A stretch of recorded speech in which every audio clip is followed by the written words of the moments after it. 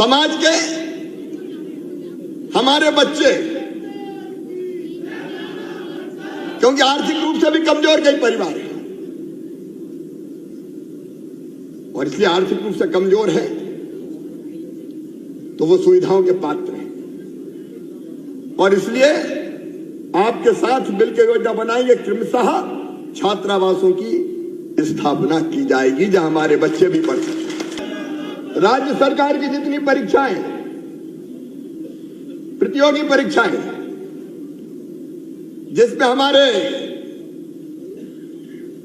बच्चे भाग लेते हैं, उनमें से आर्थिक रूप से कमजोर ईडब्ल्यूएस के जो बच्चे हैं उनसे परीक्षा शुल्क नहीं लिया जाएगा।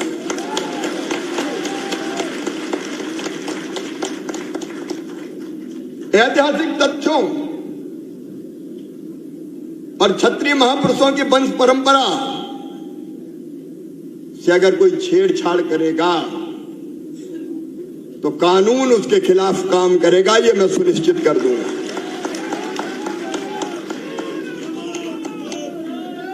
विद्यालय और विश्वविद्यालय पाठ्यक्रम निर्धारण समिति में,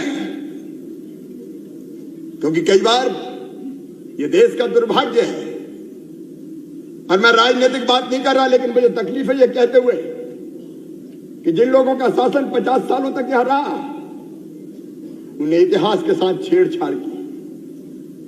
हमारे महापुरुषों का इतिहास सही तरीके से नहीं लिखा गया, कई जगह विकृत करके दिखाया गया। अकबर महान कहां से महान हो गए? महान तो महाराणा प्रताप है जी, अकबर कहां से महान हो गए?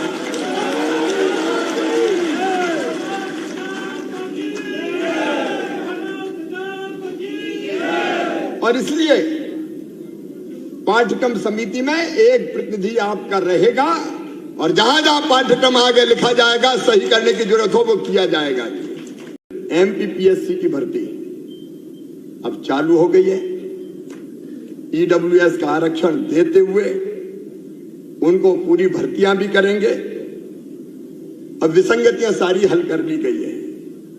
स्वामीनाथन कमेटी की रिपोर्ट, कई प्रावधान लागू कर दिए, कई और लागू किए जाएंगे और गाय तो हमारी राष्ट्रमाता है ही, इसलिए गौ माताओं की अभी परसों ही मेरे मंत्रिमंडल के साथी बैठे हैं और गौशालाओं को अनुदान बढ़ा के 190 करोड़ रुपया कर दिया है ताकि गौशालाओं में गौ माता की ठीक से व्यवस्था हो जाए। और मैं सोचता हूं यह भी कर डालें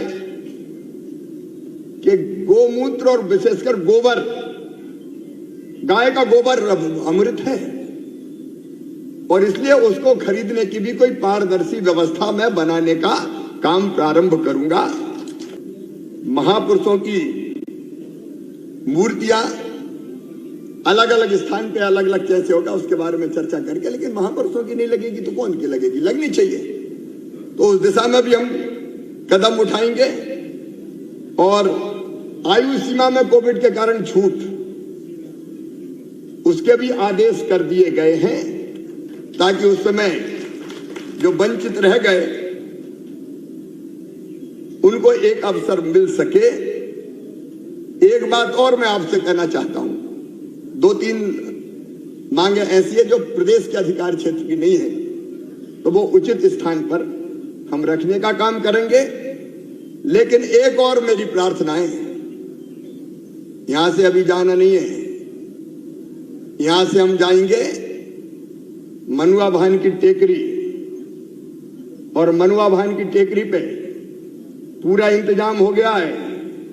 रानी पद्मावती जी का स्मारक बनाने के लिए आज ही भूमि पूजन किया जाएगा। इतिहास सही ढंग से पढ़ाया जाए। अरे हमारे लोगों ने इतनी त्याग किए, लड़ाइयां लड़ी, धर्म और संस्कृति बचाई, उनका सही ढंग से नाम ही ना लिया जाए, ये नहीं होगा। इतिहास ढंग से लिखा जाएगा, ये मैं वचन देता हूं। मध्य प्रदेश में करेंगे हम, चाहे कुछ हो। आपने जो अलग अलग हमारे राजा हैं, क्या राजा होना पाप था? अगर हम बरसों तक राजकाज चलाते थे तो जनहित में ही चलाते थे। बीच में ऐसा वातावरण बना दिया गया जैसे अरे तो बड़े गड़बड़ लोग थे। और ये गड़बड़ियां भी पाठ्यक्रमों में ठीक करेंगे। जिन्हें जनता की सेवा की, देश की सेवा की, बढ़िया राजकाज चला के प्रगति और विकास किया उस समय, उनका इतिहास उसी रूप में लिखा जाना चाहिए। हम इस बात के पक्षधर हैं। और मुझे कहते हुए भी गर्व है कि सवर्ण आयोग सबसे पहले कहीं बना तो मध्य प्रदेश में हमने बनाया। सामान्य वर्ग के गरीब भाई बहन, बेटा बेटी, उनको भी विशेष सहयोग की आवश्यकता है। और इसलिए सवर्ण आयोग में एक राजपूत क्षत्रिय प्रतिनिधि लिया जाएगा ताकि जो आवश्यकता है उसकी चर्चा ढंग से हो सके और उस ढंग की व्यवस्था बना सके। पहली बार हिंदुस्तान में, ये भी मैं कह रहा हूं, ये इसका उल्लेख ज्यादा नहीं हुआ, लेकिन सामान्य वर्ग के गरीब बेटा बेटियों को, सामान्य वर्ग के गरीब बेटा बेटियों को, क्षत्रिय समाज के अलावा भी अगर स्कॉलरशिप हिंदुस्तान में कहीं दी तो मध्य प्रदेश की धरती पर दी है। मध्य प्रदेश की धरती पर वो जारी रहेगी। देश का गौरव है जी, केवल अपने नहीं, देश के प्रकाश स्तंभ, प्रेरणा स्रोत, उनका जन्मदिन धूमधाम से मनाए। और इसलिए उस दिन सार्वजनिक अवकाश रखा जाएगा। क्या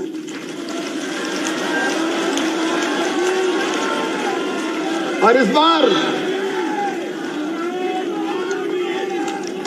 और हमेशा मनाया जाता है, लेकिन इस बार और धूमधाम से ऐसा हो जाए कि सारा देश देखता रह जाए।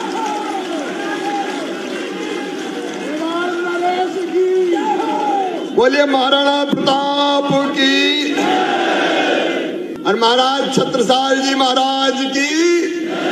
उनका जन्मदिन भी उसी दिन है। तो जय राणा प्रताप की, जय महाराज छत्रसाल की। धूमधाम से मने। और आप कहेंगे कि स्वरूप क्या हो, सरकार कैसे साथ हो, तो वो भी बता दीजिएगा, क्योंकि वो सबके गर्व और गौरव है, देशभक्ति के पर्याय, स्वाभिमान के प्रतीक हैं।